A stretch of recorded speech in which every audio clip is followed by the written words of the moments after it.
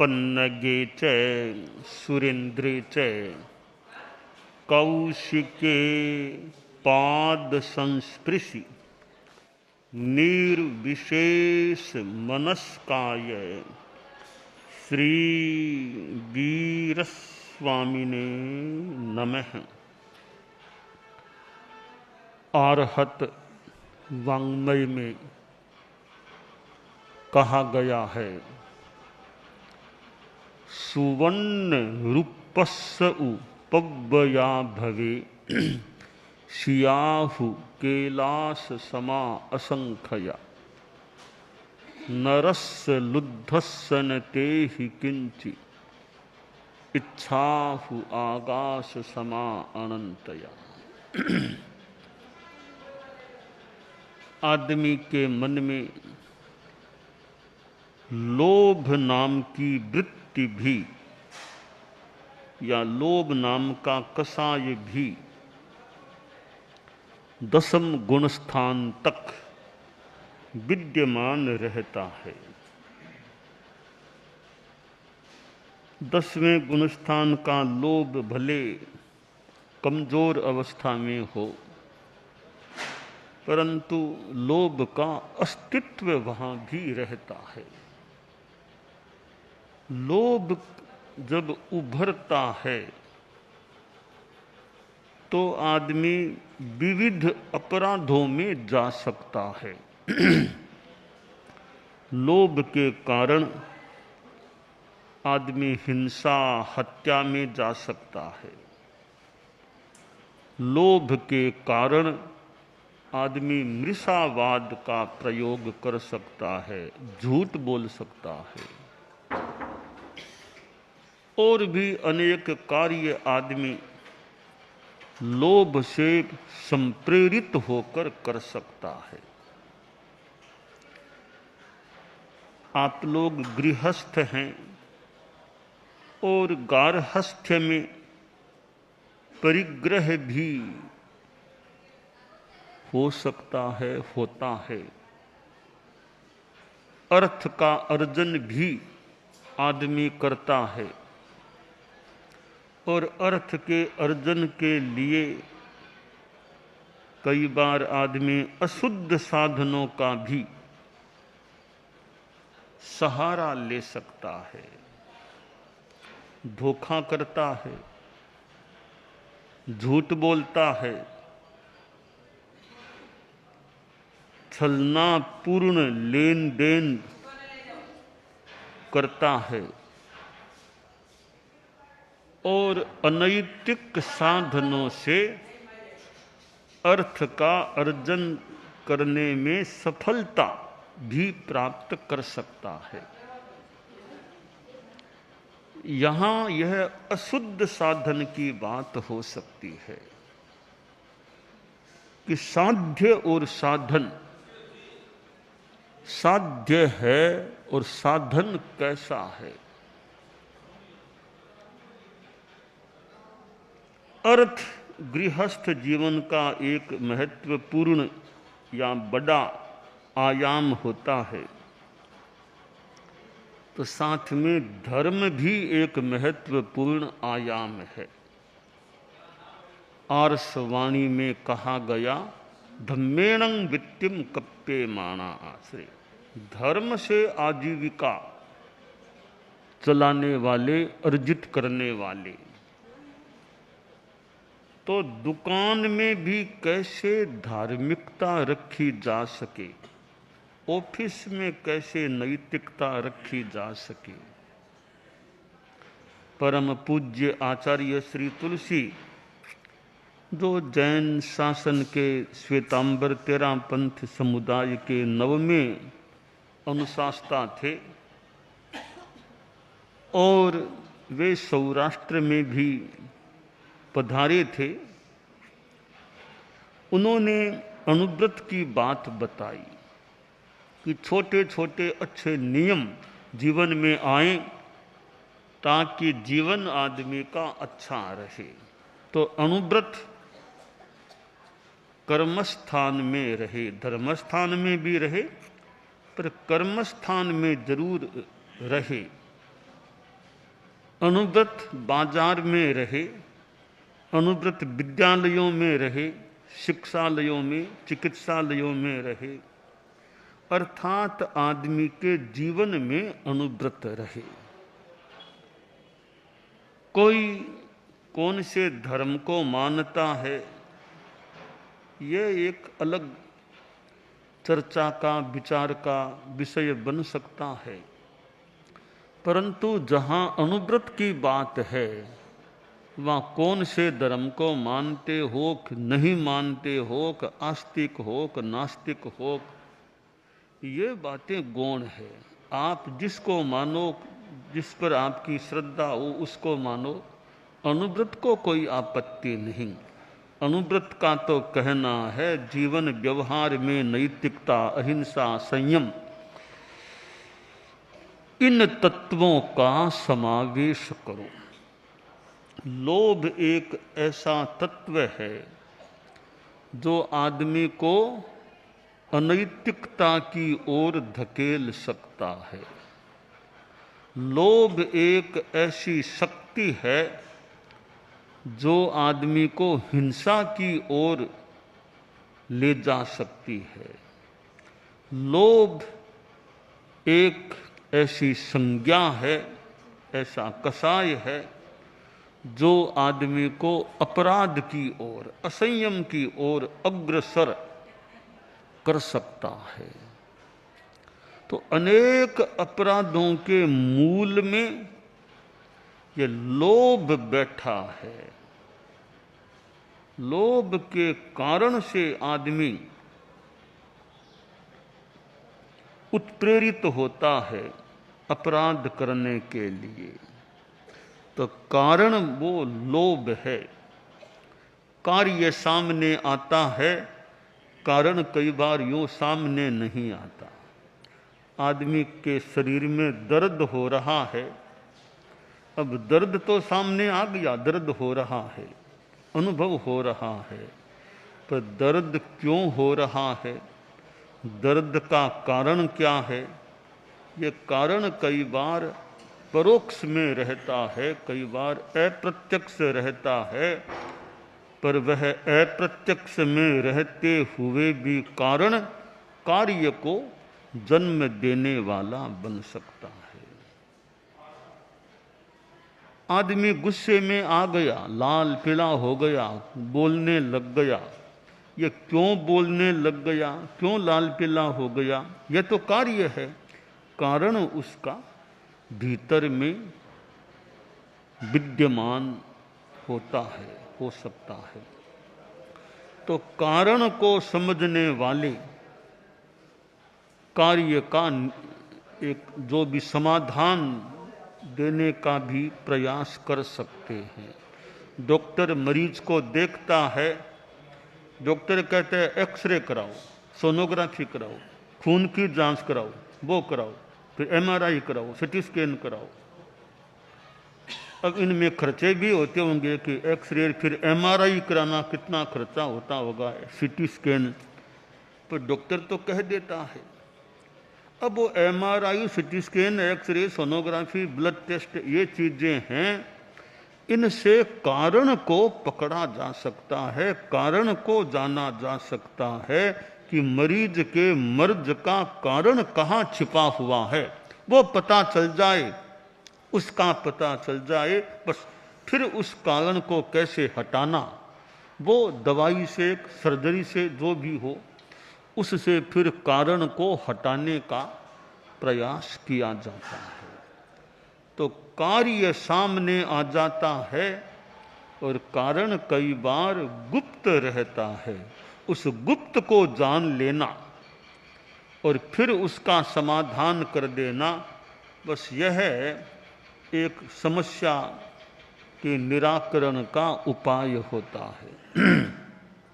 परम पूज्य आचार्य श्री महाप्रज्ञ जी, जो हमारे धर्म संघ के 10वें अनुशास्ता थे, प्रेक्षा ध्यान कराते थे कि ध्यान प्रियता अप्रियता के संवेदनों के बिना देखना, राग द्वेष मुक्त रहना, देखना शरीर की स्थिरता, वाणी का संयम और मन की एकाग्रता, चित्त की स्थिरता।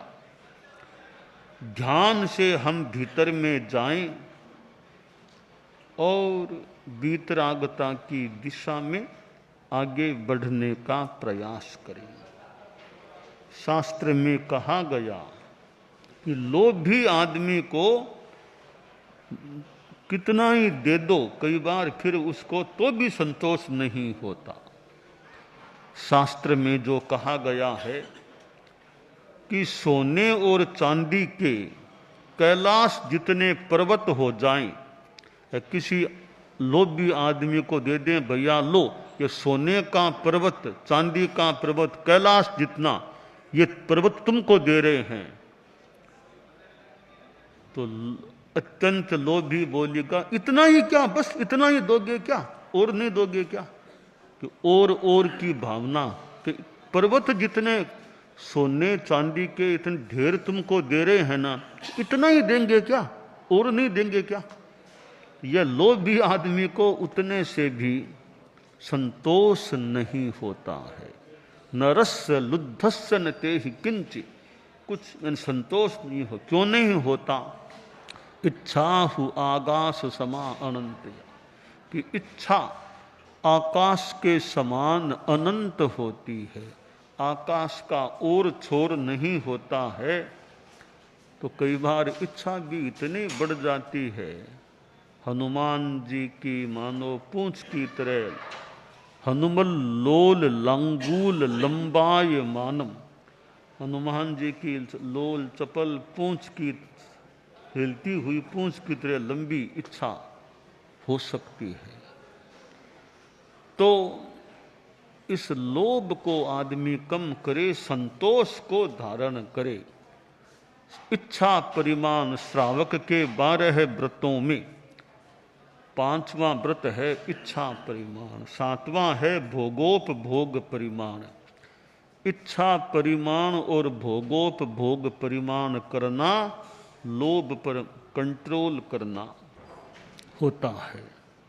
साधु तो खैर अलोभ में रहे ही, रहना ही चाहिए, हालांकि छद्मस्त है, कुछ हो जाए आकर्षण कि भोजन भी नहीं मिले तो गोचरी के लिए साधु गया कि घर सुस्ता हो गया, या और कोई कारण भोजन पूरा मिला ही नहीं, या बिल्कुल भी छांटे वर्षा आ गई, बिल्कुल भिक्षा नहीं हो सकी। तो साधु क्या सोचे, कभी मिलता भी है, कभी कभी नहीं भी मिले तो साधु सोचे लभ्यते लभ्यते साधु, साधु एव न लभ्यते, अलब्धे तपसो वृद्धिर लब्धे देहस्य धारणा। कि साधु यह सोचे कि भोजन मिल जाए तो ठीक है, नहीं मिले तो भी ठीक है, कोई बात नहीं। तो दोनों ठीक कैसे हुए? मिल जाए ठीक है तो नहीं मिलना ठीक कैसे हुआ? कभी ऐसा है कि अगर साधु को भोजन मिल जाए तो साधु यह सोचे कि शरीर को पोषण मिल सकेगा, आज भोजन मिल गया, शरीर को पोषण मिल सकेगा। न मिले उस दिन सोच ले आज तपस्या को पोषण मिलेगा, आज तपस्या हो सकेगी, उपवास कर लेंगे, एकासना कर लेंगे, आज तपस्या हो जाएगी, वो भी ठीक है। तो दोनों तरफ साधु संतोष रखे, मिल जाए तो भी ठीक है, न मिले तो भी संतोष अपाए, तपस्या हो रही है। तो साधु का तो संतोष, संतोष पाहन रहे सपुजो, कि बहुत सी चीजों की उपलब्धि हो सकती है। संथार सज्जासन भत्त पाणी अपिच्छया अइलाभे विसंते, जो एव मप्पानबितोष इज्जा संतोष पाहन रहे सपुजो। कि बहुत चीजें गांव में है, पाटा है, कपड़े हैं, भोजन पानी बहुत मिल सकते हैं, पर साधु अल्पेच्छ रहे। बहुत उपलब्ध हैं चीजें, फिर भी अल्पेच्छ, इच्छाओं का संयम रखे। क्योंकि जो संतोष प्राधान्य में रहता है अपने आप को अभिसंतुष्ट रखता है, वह पूज्य होता है, पूजनीय होता है। तो साधु का तो खैर अलोभ का जीवन होना ही चाहिए, संतोष का जीवन होना चाहिए। पर गृहस्थों में भी जितना अलोभ आ सके, असंतोष परा मूढ़ः संतोषम यान्ति पंडितः असंतोषस्य नास्त्यन्तः संतोषः परमं सुखम। कि असंतोष में परायण लोग हैं, वे मूढ़ होते हैं। पंडित लोग संतोष को धारण करते हैं। असंतोष का कोई अंत नहीं है, इसलिए संतोष है परमम सुखम, संतोष परम सुख है।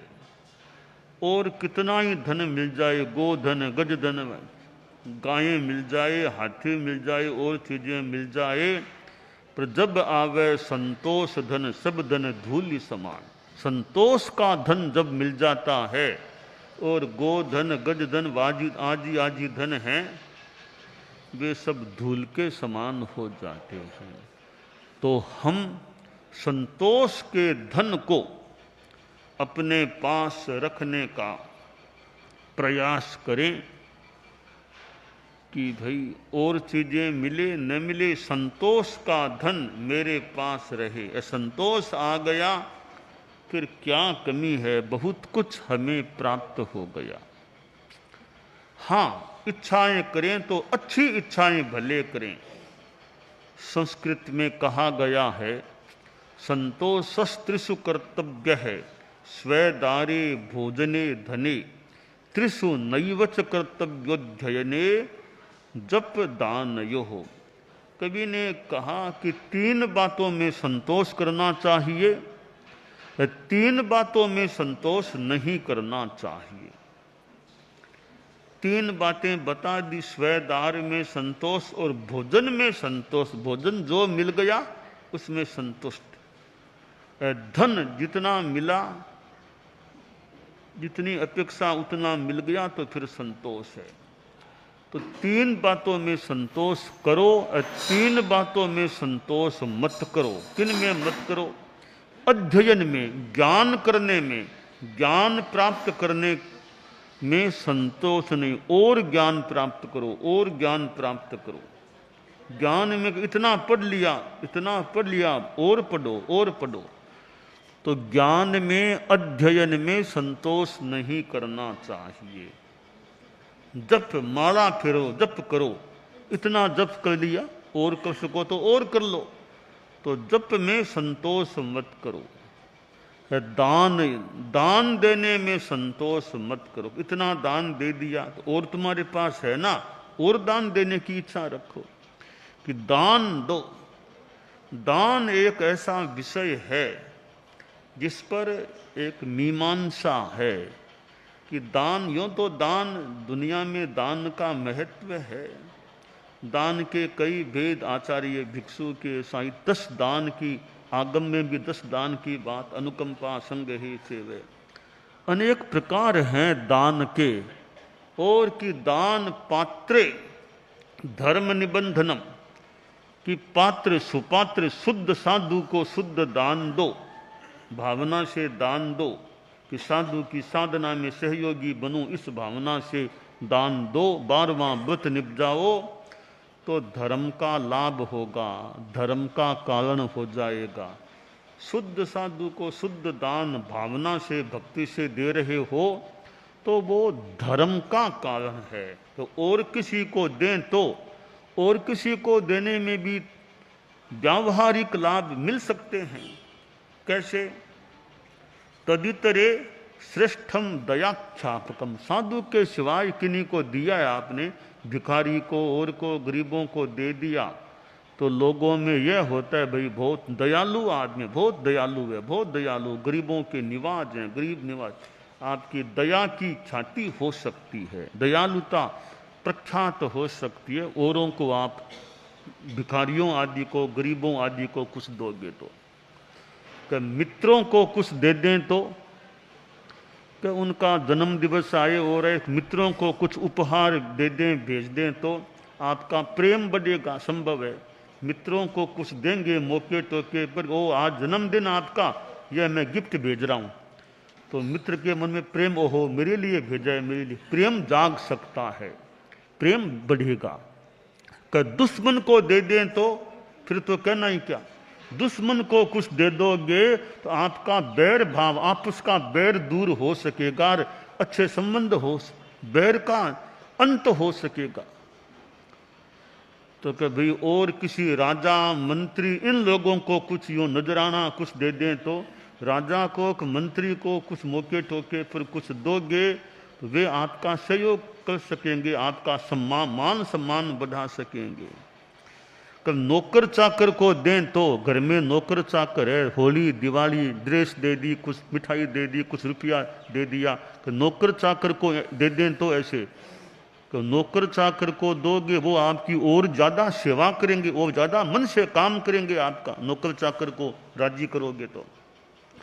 और कोई ये कविता बनाने वाले ऐसे लोगों को कुछ दे दें तो वो आपकी प्रशंसा भरी कविताएं बनाएंगे, अगर ऐसे लोगों को कुछ उपहार में दो तो वितरणम न वाक्य हो निष्फलम, कि वितरण है, ये देना है, वो निष्फल नहीं होता, कोई न कोई फल देने का आता है, होता है। तो यह दान का भी अपना महत्व है कि एक दान दो साधु को, और अभय दान दे दो, अभय दान प्राणियों को बहुत धर्म की दृष्टि से महत्वपूर्ण है। किसी को धर्म का ज्ञान दे दो, बहुत अच्छा, आध्यात्मिक संदर्भ में महत्वपूर्ण है। तो भी दान में संतोष मत करो, जितना दे सको उतना दो, खूब दो। तो ये लोभ और संतोष की बातें हैं। इच्छा संतोष की, अच्छी चीजों में इच्छा करो, भौतिक चीजों में अपना संतोष धारण करो। तो हम लोभ को कंट्रोल में रखने का और संतोष को वर्धमान रखने का प्रयास यथासंभव रखें, यह काम्य है। दानान शिष्ठम अभयपयाणम सच्चे सुया अणवज्जं वयन्ति तवे सुया उत्तम बंभचेरम लोगुत्तमे समणेणाय पुत्ते। आज यहाँ आना हुआ है, मंदिर का प्रांगण है, खूब धार्मिक आध्यात्मिक भावों की वृद्धि होती रही, लोगों में मंगल। यहाँ चोटीला में जैन समाज के लोग भी, हम वहाँ उपाश्रय में भी अभी गए थे, हम वहाँ गांव में उपाश्रय था, तो जैन समाज में भी खूब अपनी सामायिक है, जप है, अच्छी त्याग संयम की चेतना पुष्ट रही।